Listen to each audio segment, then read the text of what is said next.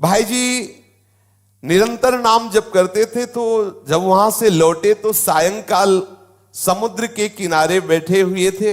एक बेंच पड़ी थी और बैठकर वहां समुद्र की तरंगे देख रहे थे और नाम जप कर रहे थे। एकांत था, कुछ थोड़ा सा अंधेरा भी हो रहा था। बेंच पर बैठे नाम चिंतन करते हुए समुद्र की तरफ देख रहे थे, तो अचानक देखा कि बेंच के समीप एक पारसी सज्जन खड़े हुए हैं। सफेद पोशाक, सफेद पाग बांधे हुए ऐसे खड़े हैं। बहुत देर तक भाई जी उनकी तरफ देखते, फिर नाम जप करते, फिर देखते, और वो खड़े ही रहे। भाई जी ने सभ्यतावश कहा, साहब बैठ जाइए। अब वो बोले डरिएगा नहीं। भाई जी ने कहा, मैं क्यों डरूंगा? बोले नहीं, मैं कोई आदमी नहीं हूं, मैं प्रेत हूं। एक बार भाई जी को पसीना आ गया, जैसे कोई एकदम बोलेला कि, तो एकदम उसने पहले कहा कि आप डरिएगा नहीं, मैं प्रेत हूं। सुनते ही भाई जी के पसीना आ गया। मतलब एकदम अचानक किसी को भी ऐसा हो जाएगा। उन्होंने कहा, डरिएगा नहीं, मैं उन प्रेतों में नहीं हूं जो किसी का अनिष्ट कर सकूं। मेरी हिम्मत नहीं थी कि मैं आपसे बात कर सकता यदि आप ना बोलते। ध्यान दीजिए, एक प्रेत योनि भी है 84 लाख योनियों में, जिनका शास्त्र विरुद्ध आचरण बनता है, धर्म विरुद्ध आचरण बनता है, जो अधोगति को प्राप्त होते हैं। जैसे धुंधकारी के विषय में आया है कि वो प्रेत योनि को प्राप्त हुए थे, भागवत में चल। बहुत से ऐसी गलतियां हैं जो हो जाने के कारण फिर हमें प्रेत योनि मिलती है। बड़ी भयानक कष्टप्रद स्थिति होती है। उसमें बड़े अच्छे भी प्रेत होते हैं, बहुत बुरे भी, बहुत ही भयंकर कोटि के भी होते हैं। और ये स्वयं सृष्टि में कुछ खा पी नहीं सकते। नदियां बह रही लेकिन प्यासे तड़पेंगे, एक बूंद पानी नहीं पी सकते। ये जब पिएंगे जब कभी तुम्हारे ऊपर सवार हो जाएंगे, तभी ये आहार विहार कर सकते, अन्यथा नहीं। ऐसे तड़पते रहते, चिल्लाते रहते हैं। जब कोई अपवित्र और कर्महीन पुरुष फंस जाता है, तब ये उनके ऊपर सवार हो जाते हैं, उनका खून पीते हैं, उनके द्वारा जो जल भोजन आदि पाया जाता है उसको वो ग्रहण करते हैं। जो भगवान नाम जप करता है उसको स्पर्श भी नहीं कर सकते, बात भी उससे नहीं कर सकते। विश्वास करना, जो भगवान नाम जप करते रहते हैं, ये प्रेत योनि की ताकत नहीं कि उसका स्पर्श कर सके। अपना कल्याण करने के लिए बड़े संतों के जीवन में आते हैं। देखा गया, पूज्यपाद सिउड़िया बाबा जी के भी जीवन में पाया गया कि एक बार वो वृक्ष के नीचे बैठे हुए थे, तो देखा एक प्रेत वृक्ष को हिला रहा है। बाबा की दृष्टि गई, उन्होंने सब साधकों से कहा, सावधान, यहां प्रेत आ चुका है। अब तो सब घबरा गए बात सुनते ही। बाबा ने कहा, पर चिंता मत करो, वो सामने नहीं आएगा, किसी को छुएगा नहीं। पर वो बड़ा उपद्रव करने लगा, कभी कुटिया में जाकर के पर्दा हिलाना, ऐसे कई तरह के। बाबा ने कहा, चलो फिर यहां से आसन हटा देते हैं, ये करेगा तो कुछ नहीं, पर उपद्रव करता रहेगा। और तो ऐसा कई संतों के जीवन में ऐसी घटनाएं आती हैं, पर वो आपको डिस्टर्ब करने की चेष्टा करेंगे, आपको छू नहीं सकते। तो भाई जी से कहा कि मेरी हिम्मत नहीं थी कि मैं आपसे बोल सकूं, आप बोले तब मेरी हिम्मत हुई, मैं आपसे बात किया। मैं आपसे सहायता मांगने आया हूं, मेरा उद्धार कर दो। भाई जी थोड़ा हिम्मत किए। जब वो बोला, आपसे सहायता करने आया, आपका मैं अनिष्ट नहीं करूंगा, मुझ में ऐसी ताकत नहीं है कि मैं यहां किसी से भी बोल सकूं। जब तक कोई मुझे बुलाएगा नहीं तब तक मैं बोलूंगा नहीं। देखो ये सूक्ष्मता की बात। जैसे कोई खड़ा है, ए कौन हो, सुनो हमसे बात करो, अब वो बात करेगा। अगर आप ऐसा ना बोले तो इसीलिए बोलने की जरूरत क्या है। जैसे आप गंगा किनारे भ्रमण कर रहे हैं या कहीं कोई ऐसा दृश्य दिखाई देता, नेत्र नीचे कीजिए, चले जाइए। आपको अगर शंका है कोई खड़ा है क्या, क्यों शंका करो, चलो चुपचाप आगे बढ़ो। ए कौन है, सुनो बात करो हमसे, तो फिर बात कर लेगा तुमसे। वो कह रहे, वो प्रेत बोला, हम लोगों के लिए आदेश, पूरी सृष्टि में मैं किसी को अपनी तरफ से नहीं छेड़ सकता जब तक कोई हमें न छेड़े। अच्छा, जैसे उनकी वृत्ति मलिन होती है, तो जब तक आप अपवित्र नहीं हो, जैसे जूठे मुंह हैं, ऐसे ही सब अपवित्र हैं। गंदे आचरणों का चिंतन कर रहे हैं, उनको प्रवेश होने की गुंजाइश है। कोई न कोई ऐसी घटना करेंगे जिससे आप उनसे आकर्षित हो, वस्त्र के द्वारा या किसी आसन के द्वारा।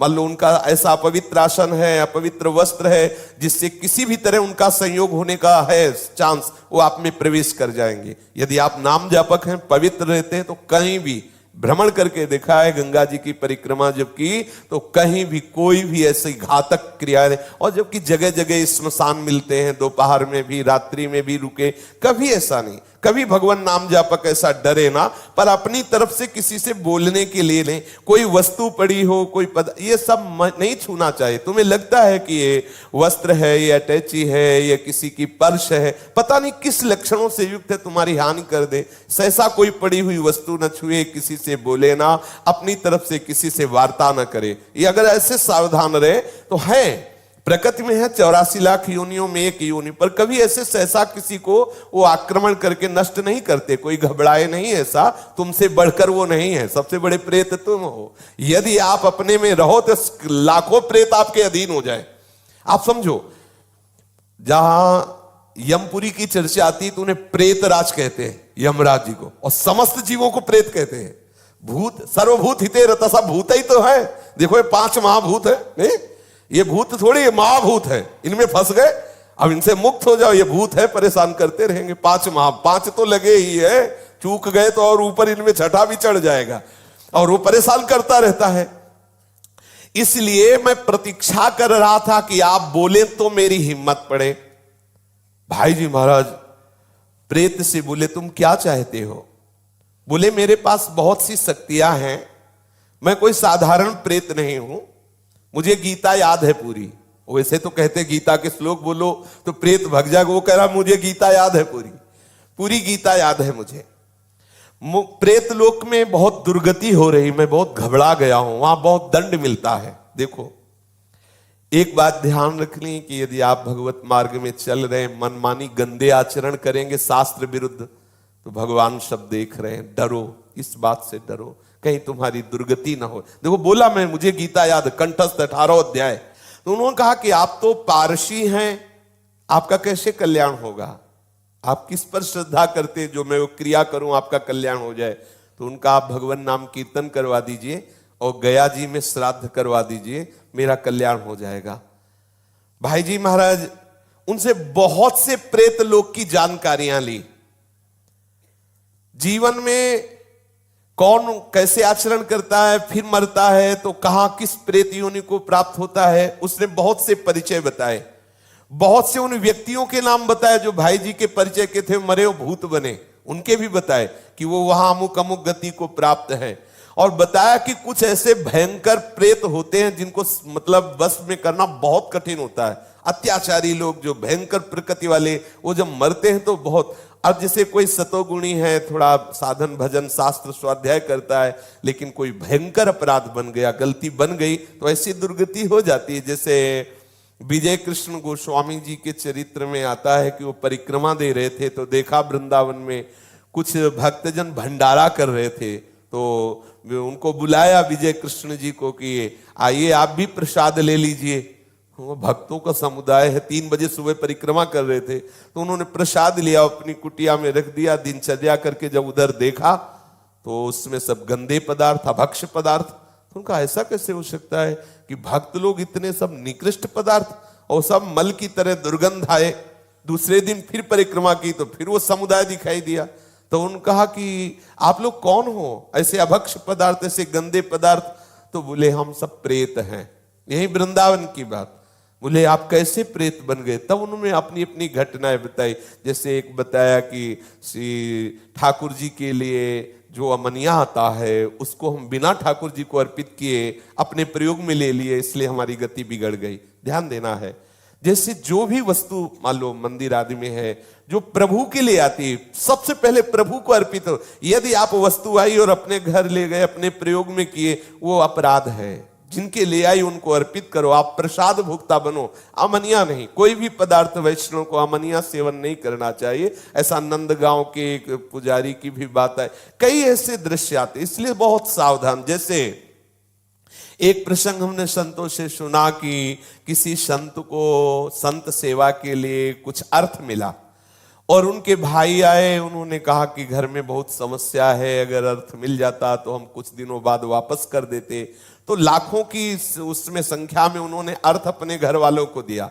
अच्छा, घर वाले इसलिए वापस नहीं किए कि बड़े भैया ही तो हैं, तो जब वो पधारे तब वो अधोगति को प्राप्त हो गए। ये ध्यान देने की आपको गौशाला के, गौ सेवा के लिए, संत सेवा के लिए, जिसके लिए जो वस्तु दी जाती है ठीक वही लगनी चाहिए। उसे आप अपना मान करके प्रयोग करेंगे तो आपकी गति बिगड़ जाएगी। जैसे आपने 500 संतों के भंडारे के लिए पैसा लिया, तो आप सेवक रूप से खूब मेहनत करो, संतों की जूठन पालो और जितना रुपया है पूरा संत सेवा में लगा दो, तो आपको भगवत प्राप्ति का मार्ग प्रशस्त हो जाएगा। लेकिन आपने क्या किया कि 100 का लगा दिया, 400 का, ये अपराध बन रहा है। ये आपकी बुद्धि को मलिन करके और ऐसे आचरण करवा देगा जिससे आपकी गति बिगड़ जाए। देखो, यहां मनमानी आचरण कर ले, लेकिन निर्णायक बैठा हुआ है, आपकी एक एक चेष्टा को देख रहा है। इसलिए देखो, आप डरो इस बात से। 18 अध्याय गीता के याद में प्रेत बना हुआ टहल रहा है और भाई जी से प्रार्थना कर रहा है कि बहुत दुर्गति होती है, बहुत मार पड़ती है, न पानी पी सकते हो, न खा सकते हो, कितना हमें क्लेश दिया जाता है। वो अपनी सब बातें बताने लगा। उन्होंने बताया कि 6 महीने पहले जिनकी मृत्यु हुई थी वो भी प्रेत बने, और भाई जी को परिचय बताने लगे कि आप विश्वास करो, मैं सबको जानता हूं जो जो बनकर के प्रेत लोक में गए हैं। एक हरिराम के ब्राह्मण थे, उनसे भाई जी ने कहा कि मैं गया तो नहीं जाऊंगा, आप जाकर के उनका श्राद्ध कराएं और नाम कीर्तन का अनुष्ठान हम करते हैं। गया में उस प्रेत के लिए पिंडदान कराया और खूब नाम कीर्तन किया। जब पिंडदान और नाम कीर्तन उनके लिए पूरा हुआ तो चौपाटी में ही बैठे हुए तो फिर वो प्रेत आ गया और उसने बहुत अश्रु प्रवाह करते हुए कृतज्ञता से कहा, अब मेरा काम हो गया, मुझे प्रेत लोक से उद्धार किया जा रहा है, मैं आपकी बार बार कृपा मनाऊंगा कि आपने मेरे को दुर्गति से बचा लिया। मैंने प्रेत लोक की स्थिति, वहां के कौन कौन से जीव गए हैं, क्या क्या उनको दंड मिलता है, ये सब बहुत विस्तार से बातें की, भाई जी कह रहे हैं। और किसी किसी को लेकर के हमने उनसे बात की तो उन्होंने बताया कि नरकों का दंड है, मतलब यहां देखने को नहीं मिलता, ऐसे भयंकर कष्ट प्रेतों योनि में मिलते हैं। कोई नरक को झूठा न माने, परम सत्य है, ये सब मैं भोग रहा हूं। उस प्रेत ने बताया ये नरक सत्य है, एक एक सत्य है, पाप करने वालों को बहुत दुर्गति होती है, इसलिए मैं सबसे प्रार्थना करता हूं कि कोई कर्म बिगड़े ना। भाई जी ने कहा, मैं सबसे प्रार्थना करता हूं कि कोई कर्म बिगड़े ना, सावधान। अपने लोग समझते हैं कोई देख नहीं रहा, लेकिन जिनको देखना है, जिनको निर्णय करना है, वो तो निश्चित देख रहे हैं। भाई सावधान, हम बहुत डरते रहें, कोई अपराध न बने, कोई गलती न बने, इस जन्म में प्रिया प्रीतम मिल जाए, यही सार बात। श्री राधा